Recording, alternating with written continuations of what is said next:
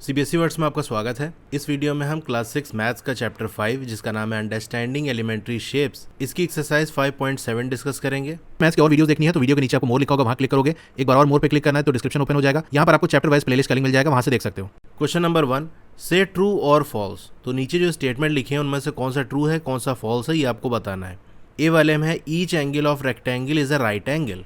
तो ये हमने रेक्टेंगल बना दिया, इसमें हर एक एंगल, ये वाला देख लो, इसे देख लो, ये वाला और ये वाला, ये सारे ही कैसे हैं 90 डिग्री होते हैं। तो ये बात क्या है, ट्रू है। बी वाला स्टेटमेंट है the opposite sides of rectangle are equal in length. Opposite side यानी आमने सामने वाली जो साइड्स है उनकी लेंथ बराबर है, यानी ये जो साइड है बराबर होती है इस साइड के और ये वाला जो साइड है बराबर होता है इस वाले साइड के। तो ये बात भी सही है, ट्रू लिखेंगे। सी वाला है the diagonals of a square are perpendicular to one another.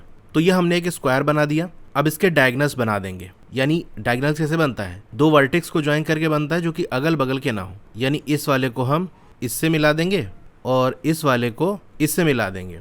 तब आप देखो कि ये दोनों जो आपके डायगोनल्स हैं ये एक दूसरे के परपेंडिकुलर होंगे, यानी इनके बीच में 90 डिग्री का एंगल होता है। ये बात सही है, तो सी वाले में भी हम ट्रू लिखेंगे। ठीक है, यहाँ जगह नहीं, मैं सिर्फ टी लिख देता हूँ।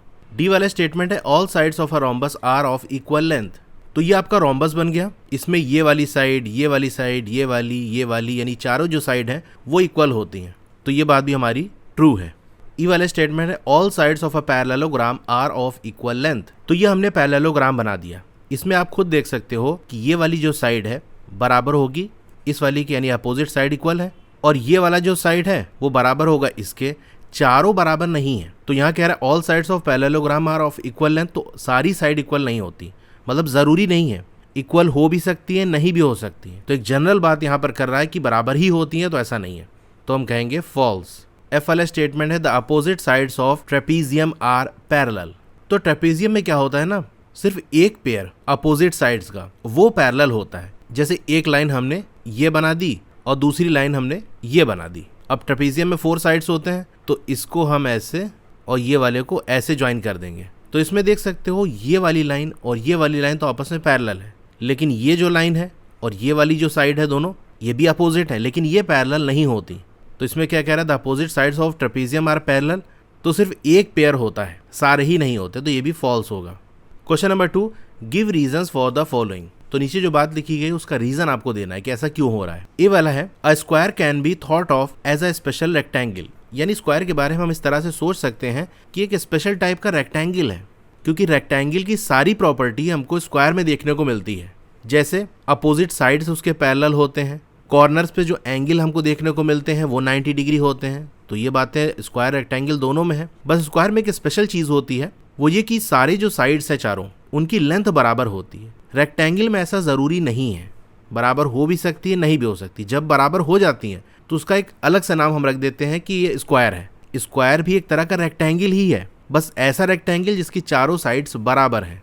अब आपके मन में ये डाउट आ सकता है कि लेकिन रेक्टेंगल की तो सारी साइड्स बराबर नहीं होती। तो ऐसा ज़रूरी नहीं है, मैं यही बता रहा हूँ कि ऐसा ज़रूरी नहीं है, बराबर हो भी सकती है और नहीं भी हो सकती। साइड के लेंथ के बारे में हम इसीलिए बात नहीं करते, हम ये कहते हैं कि अपोजिट साइड्स की जो लेंथ है वो बराबर होगी। सारे साइड की बराबर है कि नहीं, रेक्टेंगल की प्रॉपर्टी में ये बात नहीं की जाती। हो भी सकती है नहीं भी हो सकती, जब हो जाएंगी तो उसको स्क्वायर कहेंगे। ठीक है, आई होप रीज़न समझ गए होगे। अब कैसे लिखेंगे वो देख लो। तो इसके रीजन में आप लिखोगे a rectangle with all sides equal become a square. अगर रेक्टेंगल की सारी साइड को हम बराबर कर दे तो वो स्क्वायर बन जाएगा। बी वाला है a rectangle can be thought of as a special parallelogram. Parallelogram क्या होते हैं, जहां अपोजिट साइड्स पैरेलल होती है। ये इस तरह से पैरेललोग्राम बनता है और इस तरह से आपका ये रेक्टेंगल बन गया। पैरेललोग्राम में जो अपोजिट साइड्स हैं वो पैरेलल होती हैं, ये वाली। रेक्टेंगल में भी ये देखो, ये दोनों आपस में पैरेलल हैं और ये पैरेलल हैं। अपोजिट साइड्स की जो लेंथ है वो बराबर होती है दोनों ही में। बस पैरेललोग्राम की अगर हम एंगल की बात कर लें तो जैसे ये एंगल है, ये एंगल है, ये एंगल है, ये एंगल है, अपोजिट एंगल्स आपस में इक्वल होते हैं, लेकिन एंगल क्या होंगे, कितना डिग्री का होगा, ये पैरेललोग्राम में बात नहीं होती। इसकी बात किस में होती है, रेक्टेंगल में। यानी अगर पैरेललोग्राम के जो एंगल्स हैं उन सब को हम 90 डिग्री बना दें तो वो एक रेक्टेंगल बन जाए, क्योंकि रेक्टेंगल में सारे जो एंगल्स होते हैं, कॉर्नर पे जो एंगल बनने होते हैं वो 90 डिग्री के होते हैं। इसका मतलब रेक्टेंगल भी एक तरह का पैरेललोग्राम है, बस वो ऐसा पैरेललोग्राम है जिसके कॉर्नर्स पे जो एंगल बनेगा वो 90 डिग्री का होगा। तो आप रीजन लिखोगे a parallelogram with each angle a right angle become a rectangle. ऐसा पैरेललोग्राम जिसमें हर एक एंगल 90 डिग्री का बन जाए, राइट एंगल बन जाए, तो फिर वो पैरेललोग्राम रेक्टेंगल बन जाता है। सी वाला स्टेटमेंट है a square can be thought of as a special rhombus. तो रोम्बस और स्क्वायर में देखो क्या क्या चीजें कॉमन होती हैं। इन दोनों में ही जो चारों साइड है उनकी लेंथ बराबर होती है, दोनों में ही जो अपोजिट साइड्स हैं वो पैरेलल होती हैं। रोम्बस के अंदर एंगल की बात नहीं की जाती कि कितने डिग्री का एंगल बनेगा कॉर्नर्स पे, लेकिन स्क्वायर में की जाती है। यानी अगर एक रोम्बस लें और उसके सारे जो एंगल्स हैं उसको हम 90 डिग्री बना दें तो वो स्क्वायर बन जाएगा। तो यही रीजन आप लिख दोगे, a rhombus with each angle a right angle becomes a square. D वाला स्टेटमेंट है squares, rectangle, parallelograms are all quadrilaterals. Quadrilateral क्या होता है? एक ऐसा पॉलीगन जिसके 4 साइड्स हों। तो स्क्वायर हो गया, रेक्टेंगल हो गया, पैरेललोग्राम हो गया, इन सब के पास 4 साइड्स होती हैं। तो हम कह सकते हैं कि ये स्क्वायर, रेक्टेंगल, पैरेललोग्राम ये सारे ही क्वाड्रिलेटरल हैं, यानी इन सब के पास 4 साइड्स होते हैं। तो इसका रीजन में आप लिखोगे all these are 4 sided polygons made of line segments. ई वाला square is also a parallelogram, यानी आपका ये पैरेललोग्राम है। अब इनकी जो साइड्स है चारों, इन सब की लेंथ को बराबर कर दें और अंदर जो एंगल बन रहे हैं इन सब को अगर हम 90 डिग्री कर दें तो देखो ये इस तरह से स्क्वायर की तरह बन जाएगा। तो हाँ, हम ये कह सकते हैं square is also a parallelogram. इसका रीजन क्या होगा? The opposite sides of square are parallel. तो पैरेललोग्राम यही होता है कि अपोजिट साइड्स पैरेलल होती है। ये चीज़ स्क्वायर में भी होती है, तो स्क्वायर भी एक पैरेललोग्राम हो गया। यही रीजन हो जाएगा, the opposite sides of square are parallel, so it is a parallelogram. Third question है a figure is said to be regular if its sides are equal in length and angles are equal in major.